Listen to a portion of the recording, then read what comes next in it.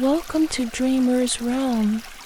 I invite you to join me for a handful of tender stories drawn from ordinary days. May these quiet moments bring a smile to your soul or gently guide you into restful sleep.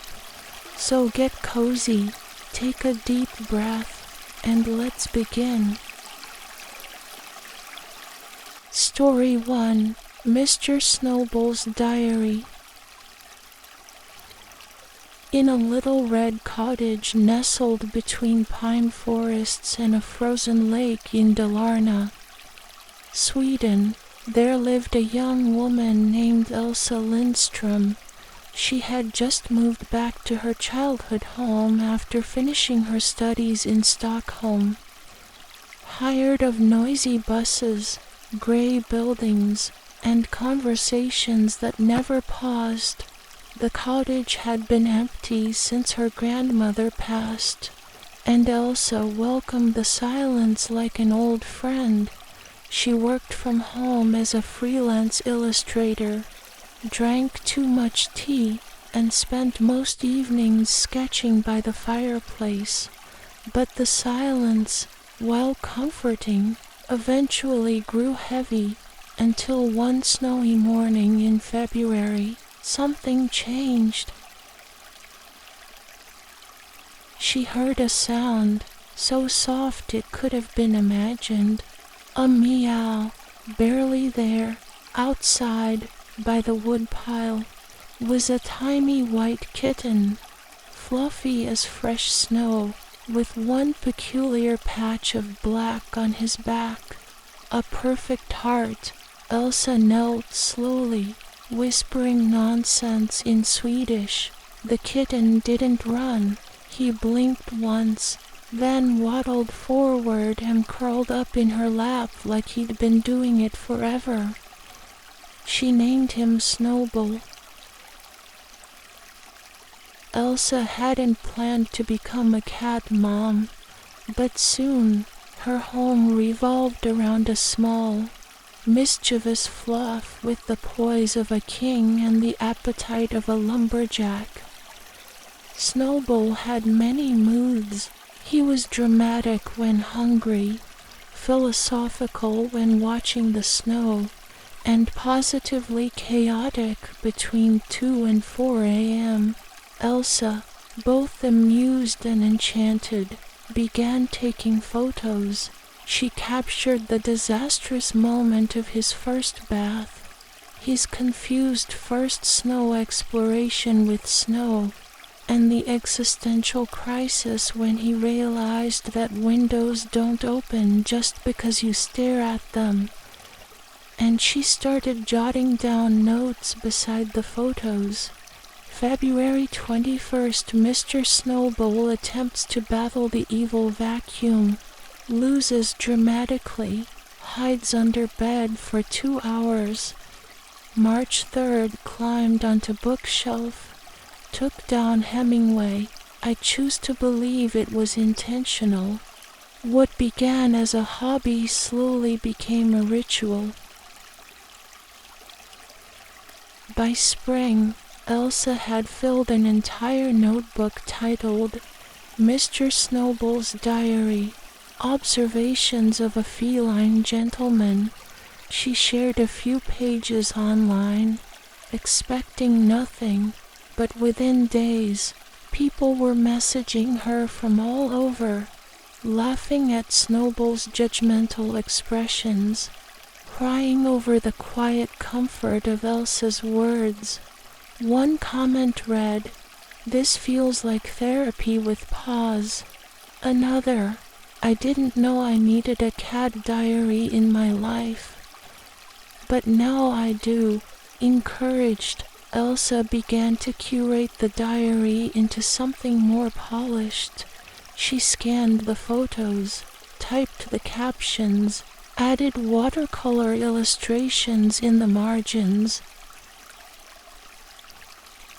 The diary wasn't just about Snöboll. It was about healing. Elsa wrote candidly about her loneliness, her grief, her small joys, filtered through the daily adventures of her peculiar little companion. Some days I don't feel like speaking. Mr. Snöboll doesn't mind. He just sits beside me, tail touching my foot. That is enough. Today, he knocked over a cup of tea onto my sketchbook. I told him I forgave him. He purred like he knew. She called it The World According to Mr. Snöboll. In the summer, a local publisher reached out. They wanted to turn the diary into a book. Elsa hesitated. It's just our life. Nothing special, she said, but they replied, that's why it's beautiful. The book was published that autumn. It became an unexpected bestseller in Sweden, then slowly found its way to bookstores in Germany, the UK, and eventually across the Atlantic.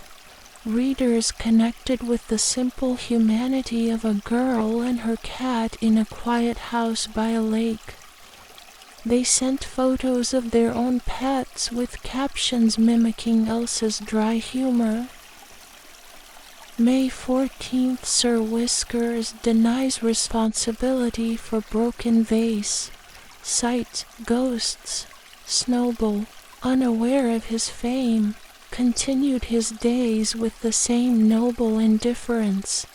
He still demanded snacks at 3 p.m., still patrolled the window for intruders, birds, still curled up beside Elsa's feet when she painted late into the night. One winter evening, Elsa returned home to find a letter in the mailbox. It was from an elderly woman in northern Finland. Dear Elsa, I lost my husband this year. I haven't smiled much since, but your Snöboll, he makes me laugh. And for 5 minutes each morning, I forget to be sad.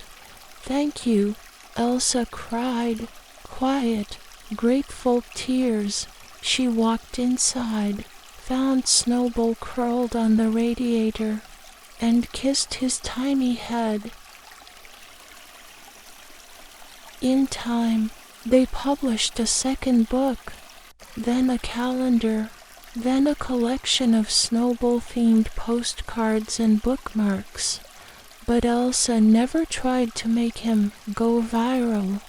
She said, he already rules this house. The world would be too much. Years passed. Snöboll grew slower, but still wise. His black heart-shaped patch faded to gray. Elsa began a new journal, just for herself, but she still wrote a line each night in Snöboll's voice. January 7th shared her salmon. She must love me most in the world. April 30th, she cried today. I didn't ask why, I just curled closer. They lived like that, season by season, two quiet souls in a cottage, healing each other in ways no one else quite understood.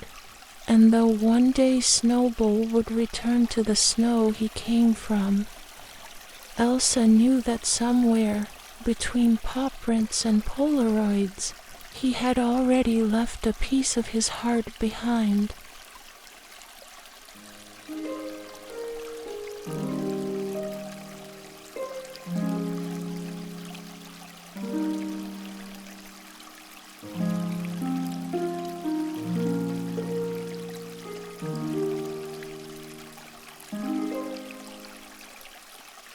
Story 2, Lila's Mittens Club. It all began on a chilly afternoon in late November. The sun had dipped behind gray clouds, and tiny flurries of snow drifted through the quiet streets of Trumansburg. a small town tucked somewhere in upstate New York. 8-year-old Lila Emerson was walking home from school, her bright red backpack bouncing with each step, her cheeks rosy from the wind. She was halfway down Beach Street, not far from the corner bakery, when she saw him. A man, wrapped in a tattered coat, sat hunched against a brick wall. His hands were bare, red from the cold, and cupped together as if he were trying to hold on to whatever warmth the world had left for him. A cardboard sign leaned beside him, just trying to stay warm. Lila stopped in her tracks. She stared, heart squeezing in a way she didn't yet have words for. That night, while eating dinner with her mom and little brother, she asked, "Why don't some people have gloves in winter?" Her mom, gently surprised, replied, "Well, sweetie, sometimes people go through really hard times. Not everyone has enough money for things like food or clothes." Lila pushed her peas around the plate. "Can we buy some gloves for them?" Her mom smiled. "That's a lovely idea." But the next morning, Lila had an even bigger one. The very next day, Lila came home from school, ran straight into the kitchen, and asked, "Mom, can we go to the craft store? I want to learn how to knit." "Since when?" Her mom chuckled, drying her hands on a dish towel. "Since I saw someone with no gloves. I want to make them, so I can give them away." And that's exactly what they did. They picked out soft yarn in colors like forest green, sky blue, and sunflower yellow, a pair of beginner's knitting needles, a book called Knitting for Kids, and that evening, Lila watched YouTube tutorials with serious focus, tongue peeking out the side of her mouth, trying to figure out how loops turned into fabric. It took 3 whole weeks and more than a few frustrated tears.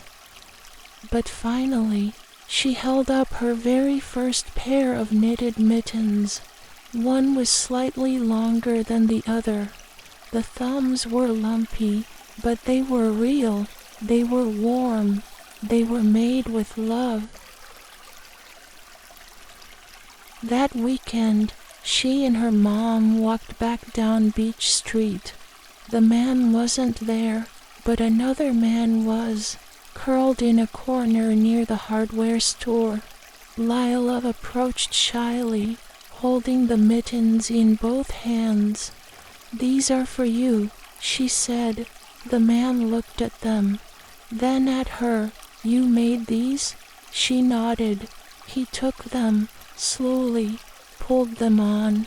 "Warm," he murmured, eyes misty. "Thank you, little lady." Something changed in Lila that day. A kind of quiet determination lit up inside her. She wanted to make more, for everyone. Back at school, during lunch, she told her best friends, Josie and Amira, "I'm making mittens for people who don't have homes. Do you want to help?" Josie looked unsure. "I've never knitted anything in my life." "That's okay." Lila smiled. "Me neither." 3 weeks ago, by the end of the week, 5 more kids joined, then 10, even a couple of boys from the other class who swore they'd only do it if it didn't look too girly. They started meeting every Thursday afternoon in the school library. Miss Cassidy, the librarian, helped organize supplies and even learned how to knit alongside them. Yarn balls rolled across the floor like tumbleweeds. Laughter bounced off the bookshelves. They named themselves the Mittens Club. The children brought in their allowance money, birthday money, even spare change from under the couch cushions. Some gave up candy or weekend ice cream trips just to buy more yarn. They decorated jars labeled Mittens Fund and placed them in the school office and local stores. They wrote little notes to tuck inside each pair. Made with love, stay warm, you matter, we see you, from one pair of little hands to yours. And on the first snowy Saturday in December, the whole group bundled up and, with adult chaperones, walked through the town handing out the mittens. They visited homeless shelters, church steps, old porches where lonely grandparents waved in surprise. Some people cried, some just smiled quietly, but all of them, for a brief moment, looked less alone. One of the most special stops was at the Sunrise Orphanage at the edge of town. Lila had never been there before, but when she stepped into the common room, dozens of little faces turned toward her, some younger than her, some older, some with eyes full of mischief, some shy and cautious. She held out a pair of tiny blue mittens. A girl her age stepped forward. "Are those for me?" "Yes," Lila whispered. "I made them." The girl tried them on. They fit perfectly. Then she did something unexpected. She hugged Lila tight and fast. That night, Lila cried, not sad tears, just full tears. Word of the Mittens Club spread. Local newspapers wrote about them. One reporter called them the kindest hands in Trumansburg. Donations began arriving from strangers. Knitting circles in nearby towns offered to help. An old woman even mailed Lila a letter that read, "I'm 82 and my fingers are a bit stiff, but I'll knit a few pairs a month if you promise to keep giving them away." Lila taped the letter above her bed. She still walks down Beach Street every week. Sometimes she sees familiar faces, sometimes new ones, but each time she hands someone a mitten, she feels the same warmth in her chest. And every now and then, on the coldest nights, she catches sight of a pair of lopsided, sunflower yellow mittens on someone's hands and nose. The world is just a little softer because of them.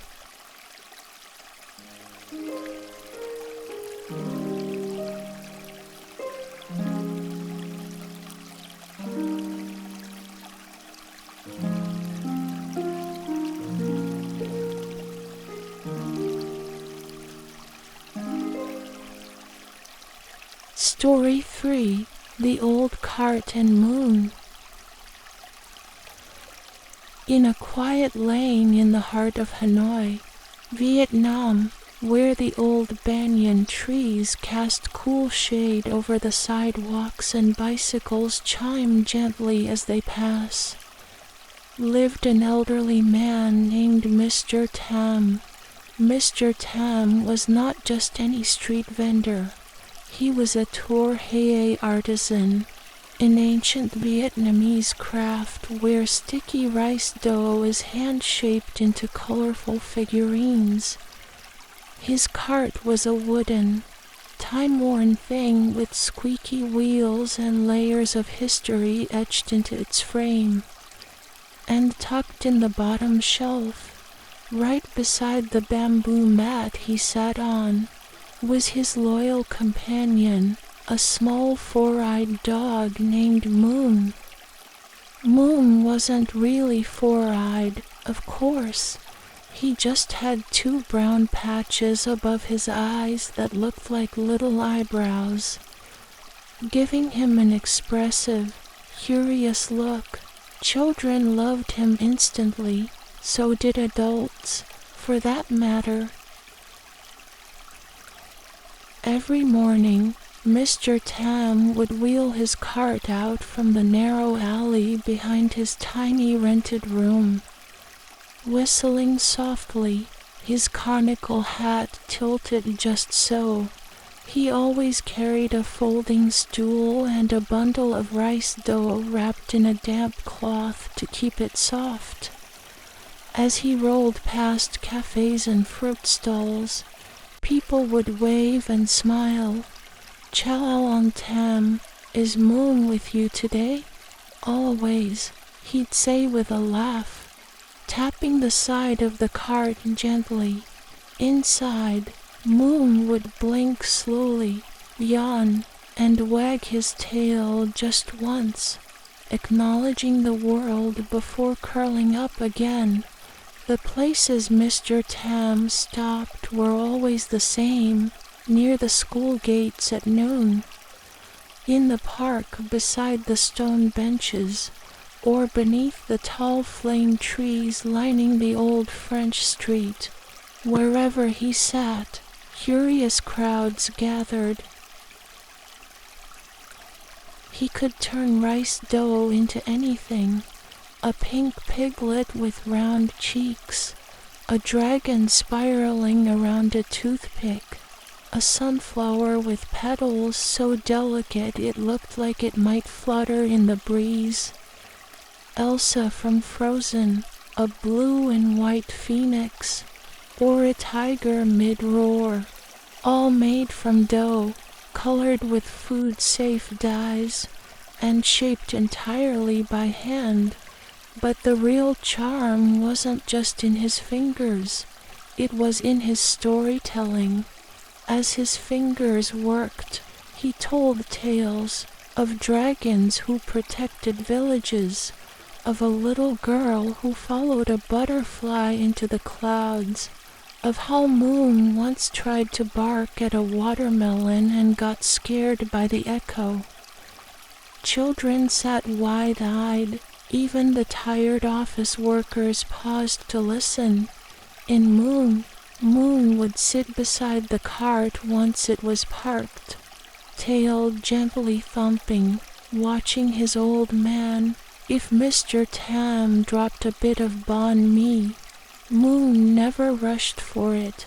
He'd wait until Mr. Tam noticed, smiled, and said, "Here you go, Han, you've been patient today." People often asked if Moon understood him. "He does," Mr. Tam would reply, stroking Moon's head. "He listens better than most people I know." And perhaps he did when Mr. Tam talked to Moon about his aching knees, about the heat, about the girl who reminded him of his daughter long ago.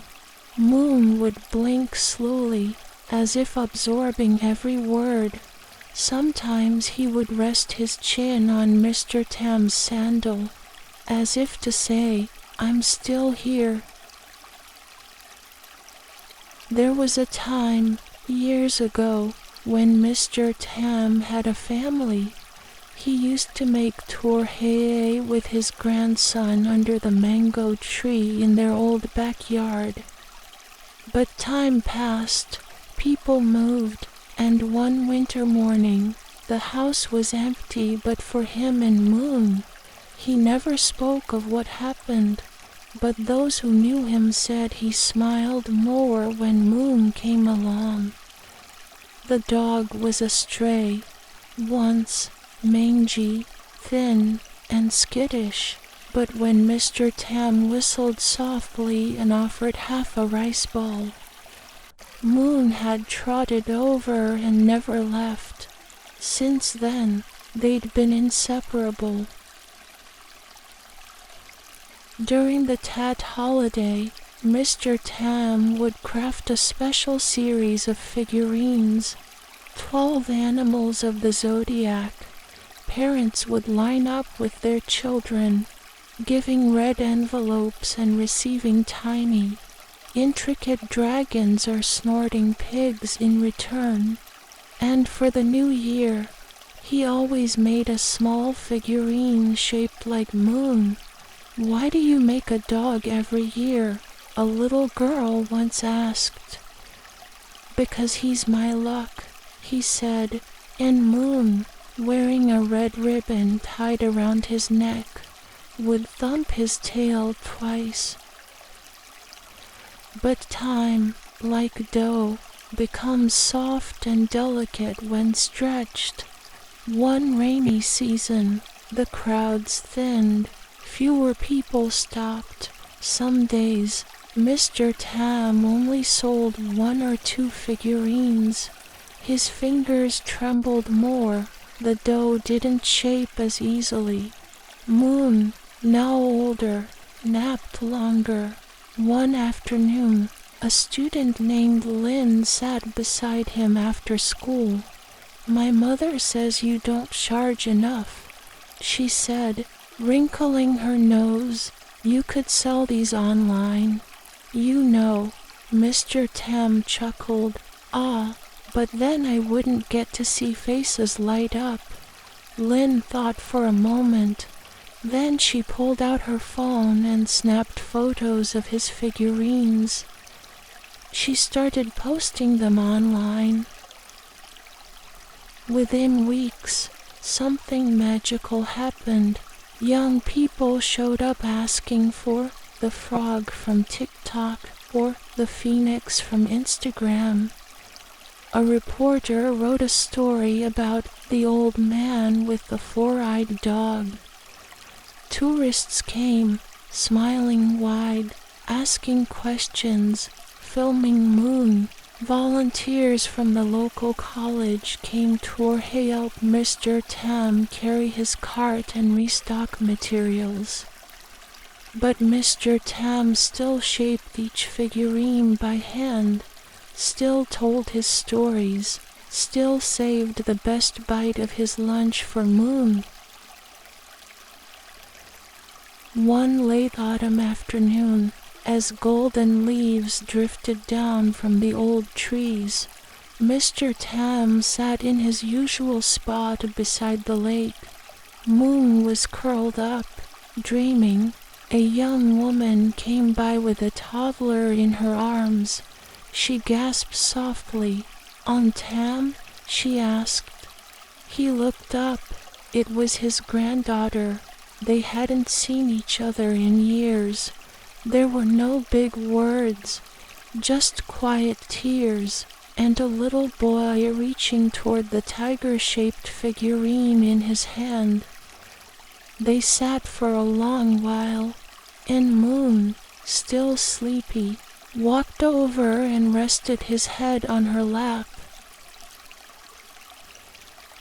These days, if you walk the old quarter of Hanoi in the late afternoon, you might spot them still, a small wooden cart, brightly colored dough, and a gentle old man shaping the past into something soft and beautiful. And beneath it all, in the shadow of the cart, a 4-eyed dog naps quietly, waiting for the next story to begin.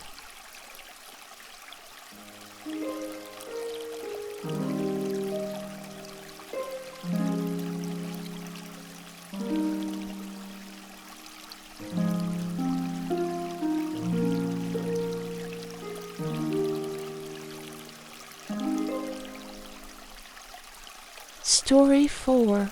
The Book Under the Blue Tarp. In the sprawling slums of Dharavi, one of the most densely populated neighborhoods in Mumbai, India, Life moved to the rhythm of survival. Tin roofs clattered in the wind. Narrow lanes twisted like capillaries between shacks, and the scent of spice, smoke, and sweat filled the air. Amid this maze of sound and color lived a boy named Arev. He was perhaps 12, maybe 13.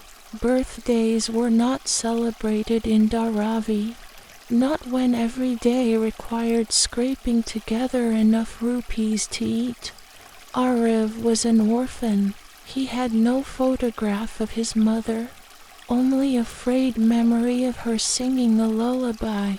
His father had disappeared on a construction job 3 years ago and never returned.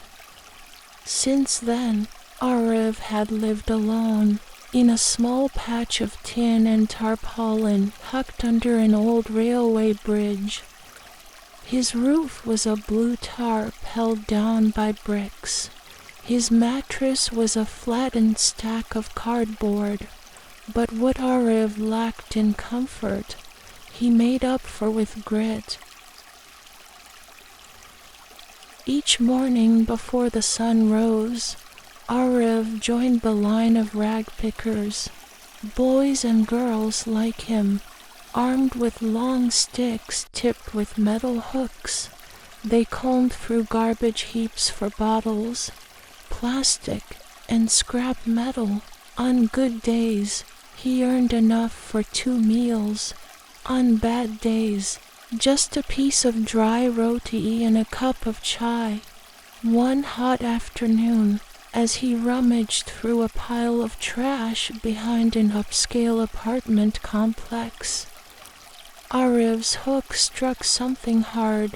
He dug through broken toys and old newspapers until his fingers found it. A book. It was water-stained, its spine bent, but it held together. The title read, "Wonders Beyond Earth, A Journey Through Space." The cover showed a rocket soaring through stars. Arev had never owned a book. He had never even finished a full day of school. He tucked it carefully into his sack and brought it home. That night, under the dull glow of a borrowed kerosene lamp, Arev turned the pages. He couldn't read most of the words, but the pictures spoke volumes. Galaxies, planets, astronauts floating weightless. There was something vast out there, far beyond the rooftops of Dharavi, and he wanted, desperately, to know more. From that day on, the book never left his side. He brought it on his scavenging routes. He stared at it during lunch breaks. He practiced sounding out the words at night, whispering them to himself like prayers, gravity, orbit, nebula. His dog-eared book became his best friend, his classroom, his window to the universe.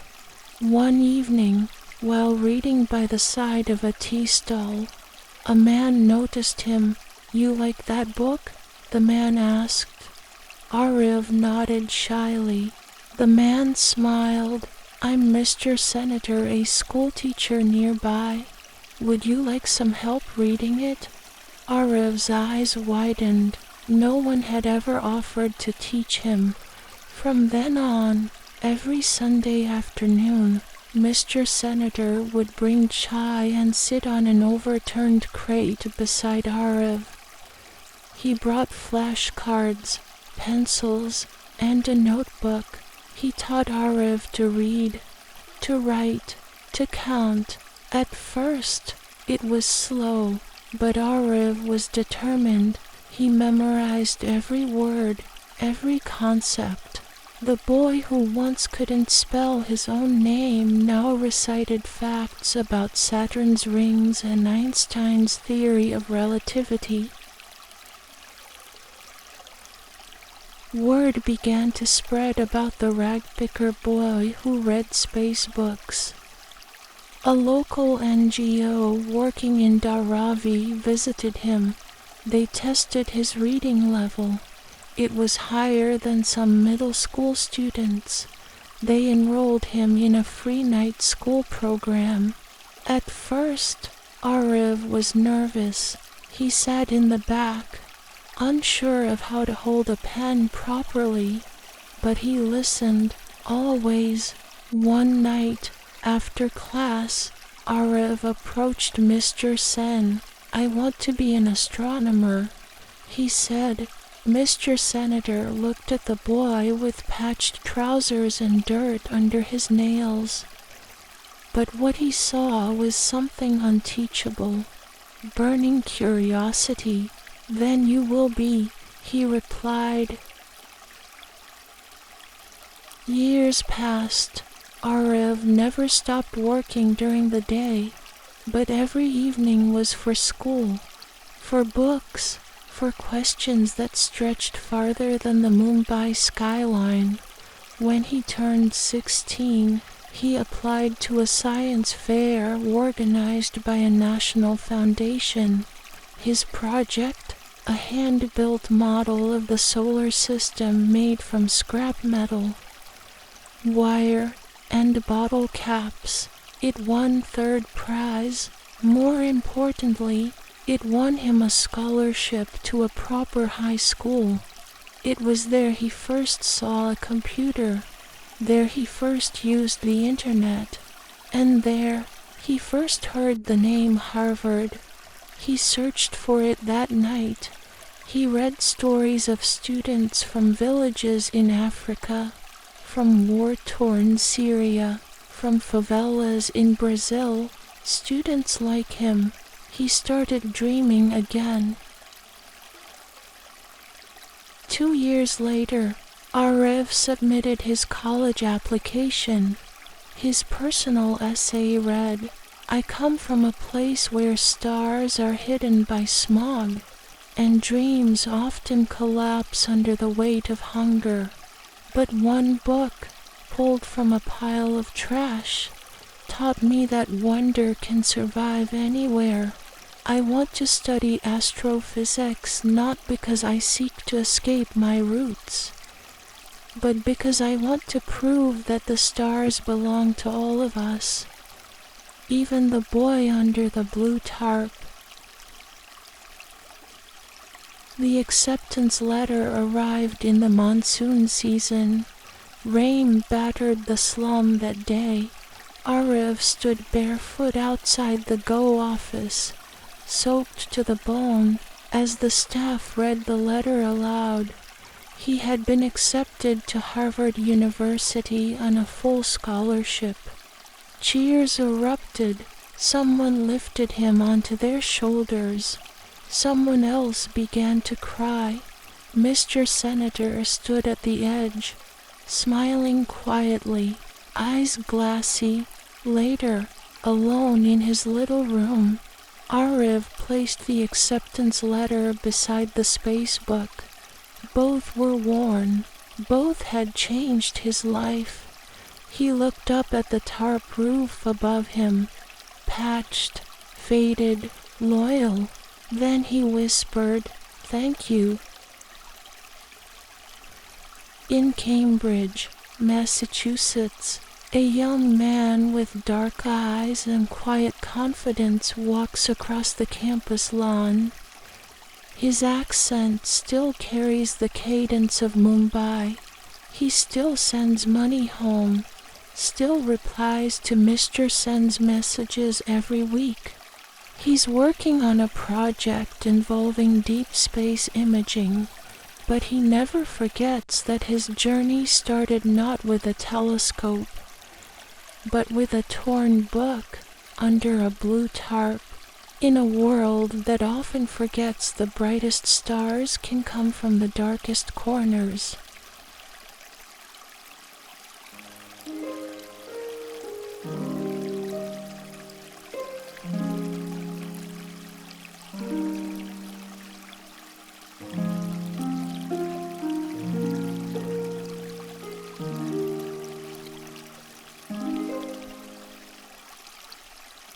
Story 5. Mr. Barron and the Bench by the Park. In the little town of Hawkshead, England, where the buses rumbled past rows of red brick houses and daffodils bloomed near stone fences in spring, everyone knew the number 7 bus and its driver. He was known simply as Mr. Barron. Mr. Barron was not the kind of man you'd call friendly at first glance. He was tall, broad-shouldered, with thick eyebrows and a bushy gray beard. His voice was low and gravelly, like tires rolling on gravel, and he had a habit of muttering under his breath when people were late. He wore his uniform stiffly, and he always kept his watch precisely 5 minutes fast. The children who rode the number 7 to school every morning said he never smiled. He barked at them to sit down, told them off if they were too loud, and frowned deeply if they ate crisps on the bus.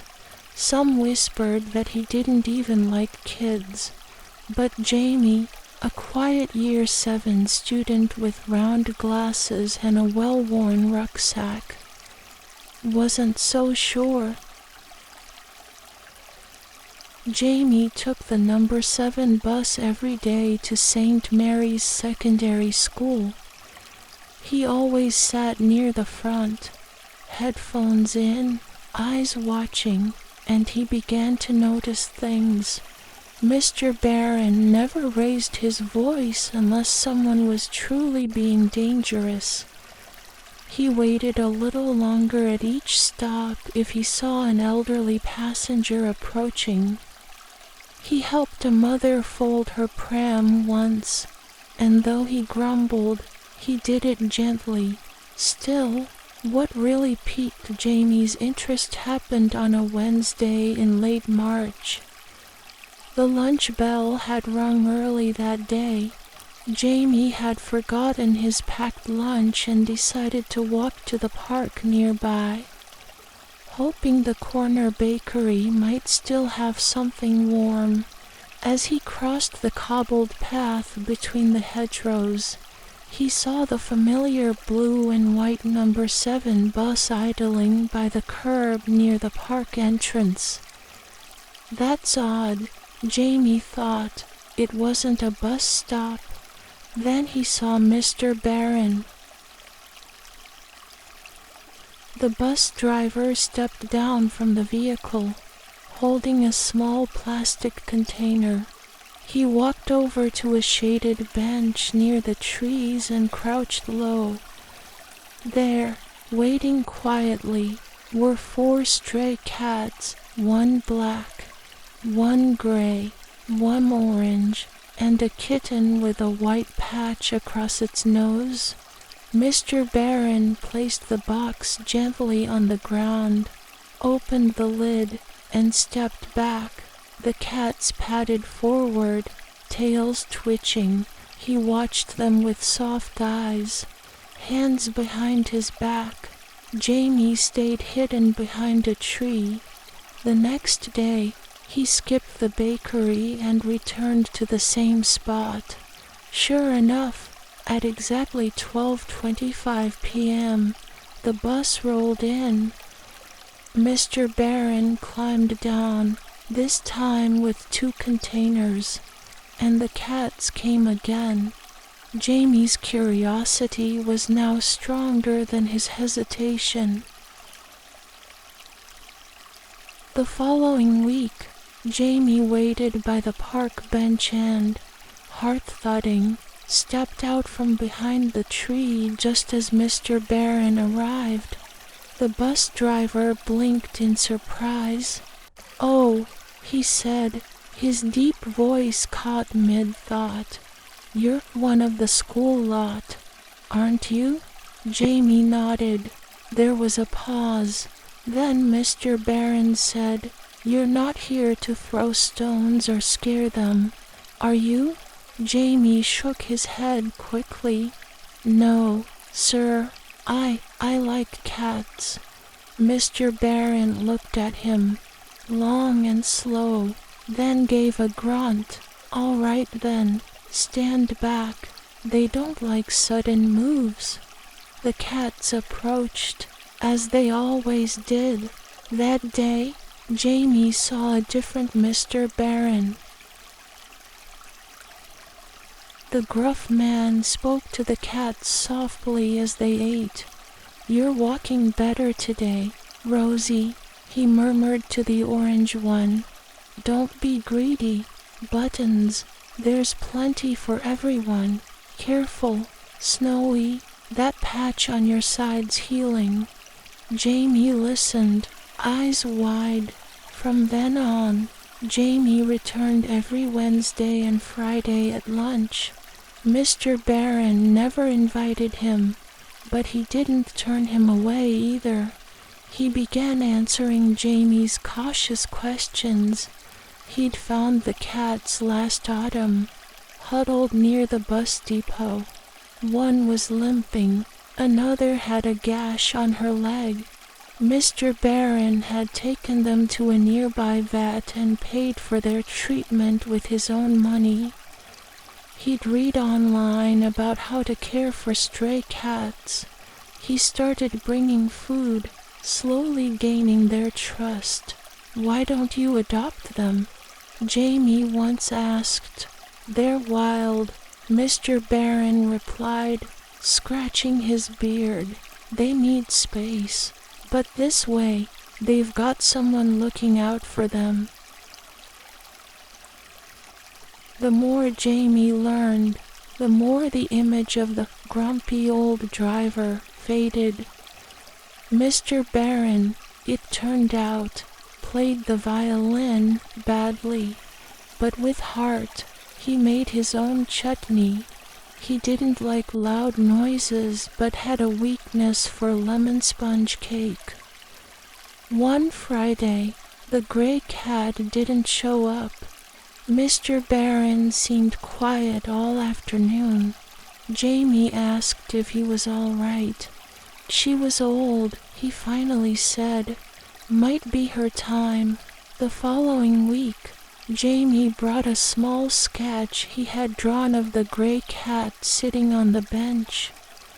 Mr. Barron took it silently, folded it with care, and tucked it into his shirt pocket. Word eventually got around. A few children began to say hello more often. Some even whispered, "Thank you," when stepping off the bus. One parent donated a box of cat food after hearing Jamie's story. Mr. Barron still barked sometimes, still kept the windows open even when it rained, still scowled at loud music, but now people saw him differently. One spring afternoon, Jamie brought his little sister to meet the cats. She was shy and clung to his hand. Mr. Barron crouched beside her and offered her a treat to hold out. The kitten, Snowy, crept forward and nuzzled her fingers. His sister giggled, Mr. Barron smiled, and Jamie thought, not for the first time, how strange and beautiful people could be. How someone with the roughest voice could carry the gentlest heart. How kindness sometimes came in lunch boxes left beside a bench, or in watching over a creature no one else noticed. We often think we know someone by how they look, or sound, or act in brief passing, but the truth is, kindness doesn't wear a uniform, and sometimes the people who seem the hardest to talk to are the ones worth knowing the most.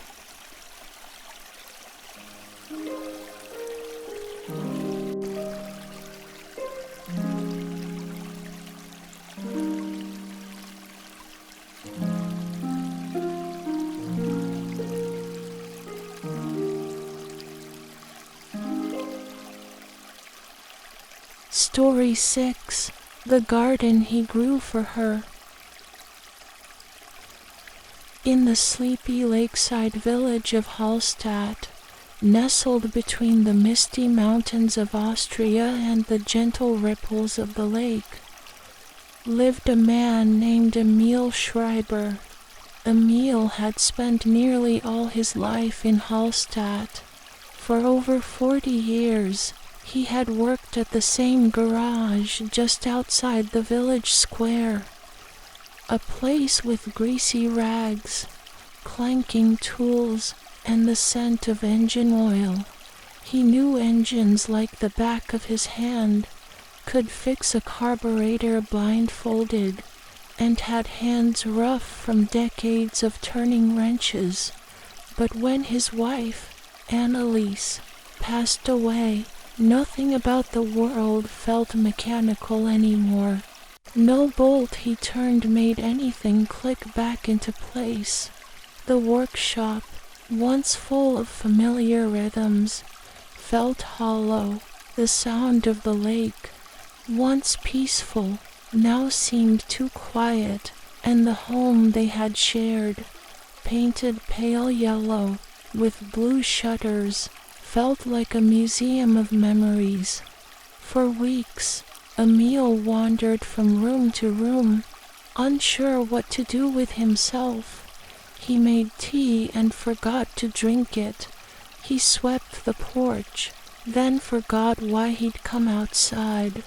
The silence was louder than any engine he'd ever worked on. Anneliese had loved flowers. Their tiny backyard had always had a small patch of marigolds and petunias. But Anneliese used to dream out loud about a full garden. "Just imagine," she would say, stirring soup at the stove. "Roses by the fence, lavender near the gate, tulips in rows like soldiers." Emil would nod, smile, but inside he never quite understood the fascination.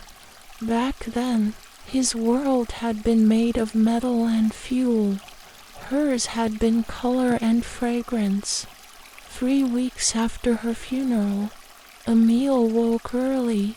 The spring sun filtered through the lace curtains, and for the first time in days, he didn't cry upon waking.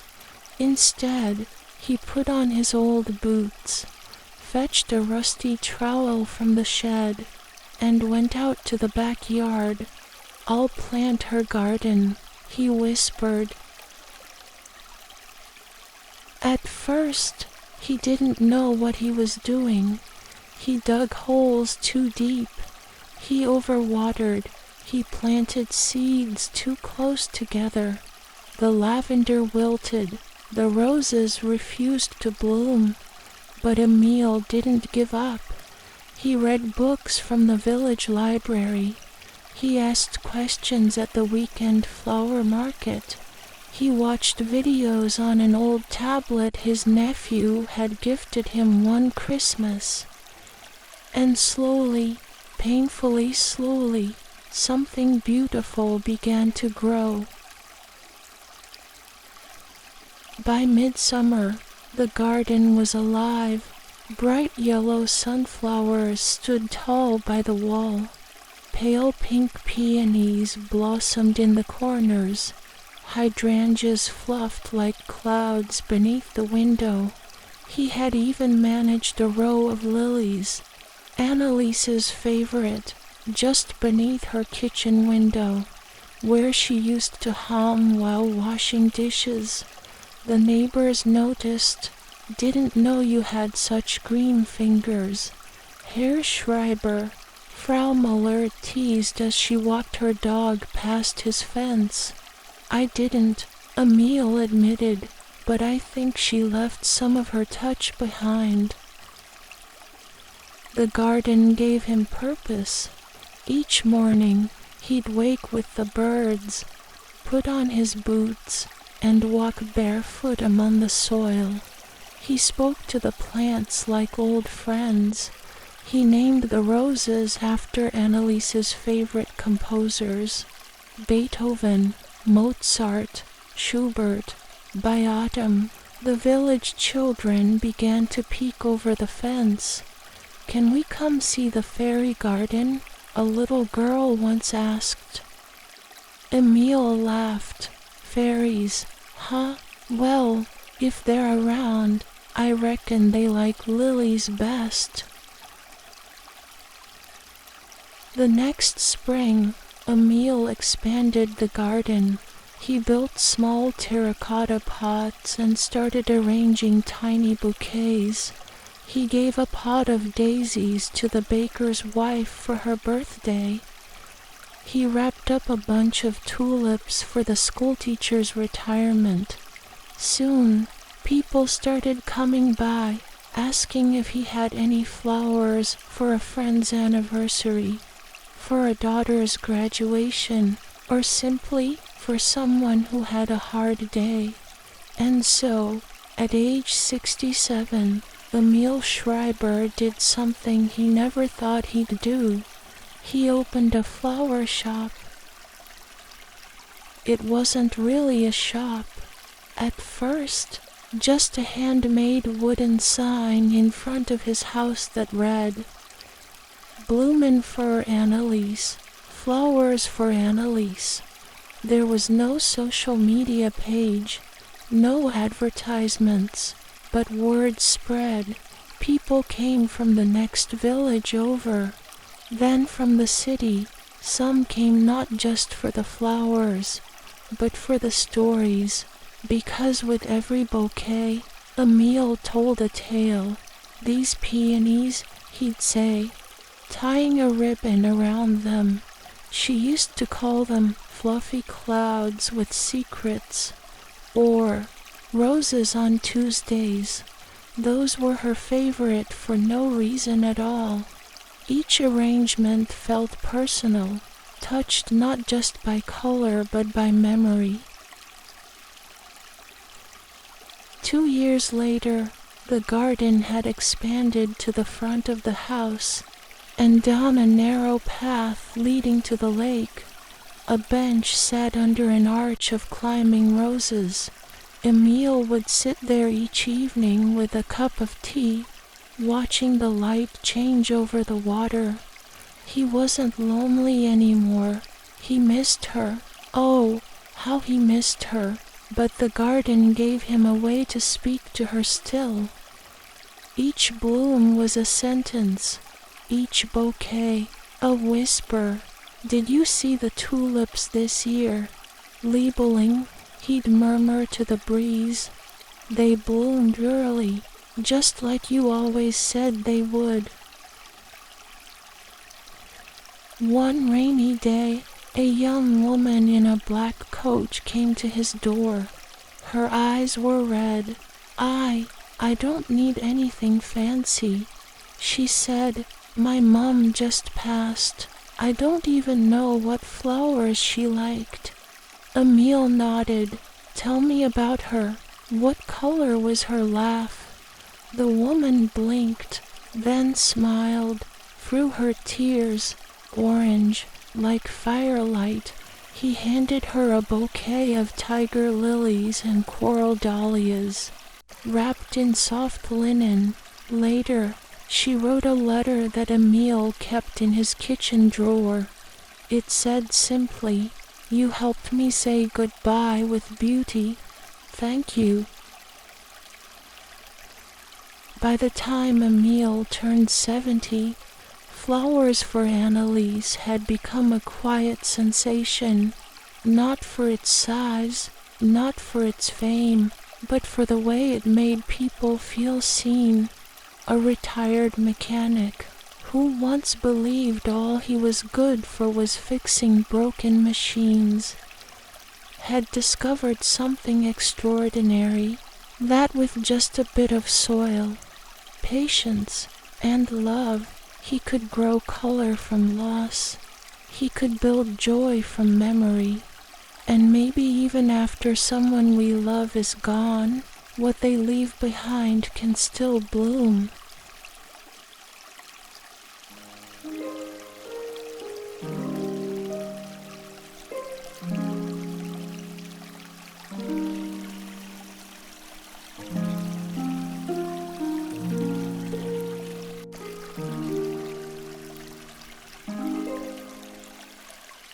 Story 7, A Little Adventure of Mila and Nobi. It was a golden Saturday morning in the quiet neighborhood of Canterbury Road. A tree-lined cul-de-sac nestled just outside Asheville, North Carolina. The birds chirped from their hidden perches.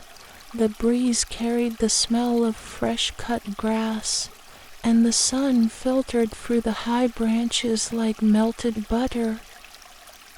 In a small yellow house at the corner of the lane, little Mila Bloom, 3 years old and round-cheeked with 2 puffy pigtails tied by blue ribbons, sat cross-legged on the living room rug, arms crossed, a pout firmly planted on her face. Her tabby cat, Nobi, plopped beside her, licking a paw in slow indifference. Mila was upset. No, not just upset, betrayed. Her mom had promised, pinky swear and all, that they'd go to Grandma's cottage in the hills this weekend. Mila had waited all week, drawing pictures of chickens and apple pies and dreaming of Grandma's rocking chair that creaked like a lullaby. But now, plans had changed. Work emergency, grown-up talk, something about deadlines, no countryside, no grandma, and no homemade cookies. "I'm going," Mila declared, her voice small but serious, "to Grandma's, me and Nobi." She rose with surprising determination, her tiny feet marching to her room. She pulled out her sparkly pink suitcase, the one she got for Christmas, and began to pack. She knew exactly what she needed: a small box of strawberry milk, her rag doll named Annie Belle, a tiny plastic mirror in her pink brush, 1 slightly squashed peanut butter sandwich, a folded yellow handkerchief with daisies on it. Nobi meowed once and followed, leaping into the open suitcase before being nudged out. "Sorry, Nobi, you gotta walk. This is serious." The front door creaked slightly as Mila tugged it open. Her mom and dad pretended to be busy with work, acting as if they didn't notice her plan, but in truth, they were quietly watching, curious to see what their little girl would do next. Mila stepped onto the porch, squinting into the sunshine, dragging her little suitcase behind her with the gravity of a soldier off to war. Nobi padded along faithfully. What Mila didn't know, what she couldn't possibly have known, was that the entire street had come to understand her routines over the years. The neighbors, kind and watchful, adored the sweet girl with the vivid imagination. Mrs. Harris, who baked muffins every Thursday, spotted her first from the kitchen window. Mr. Patel, watering his sunflowers, gave a tiny wave. No one panicked. They simply watched. Like the petals of a daisy following the sun, the eyes of Canterbury Road turned gently to Mila. She made it as far as the last house on the lane. A white cottage with ivy-covered walls and a garden that seemed to hum with life. It belonged to Mrs. Eloise, a retired librarian with a voice as soft as chamomile tea and eyes that had read every story in the world. Mila stepped into the garden, sat on a flat stone under the peach tree, and took out her sandwich, She broke off a corner and handed it to Nobi. "We're halfway there," she said solemnly, "but we'll rest here a little." Mrs. Eloise opened her door quietly and came out holding a small picnic blanket. She didn't ask questions, she simply smiled. "Oh dear Mila," she said gently, "you've picked the best resting spot in the county. Mind if I join?" Mila nodded, unsure how to answer grown-ups who didn't ask too many questions. They shared the strawberry milk. Eloise poured herself a cup of chamomile and offered Mila a cookie. Not quite Grandma's, but close enough to bring a tiny smile. And then, from the far end of the garden, came the great green beast. Okay, not a beast, just a curious green iguana from the neighbor's backyard, who had wandered over the fence, looking for warmth. To Mila, it might as well have been a dragon. She let out a squeal, dropped her sandwich, and jumped to her feet. "Nobi, run," she yelled, and the chubby cat darted under a bench while Mila scrambled to her suitcase. Eloise picked up the iguana gently and carried it to the other side of the fence, cooing it like an old friend.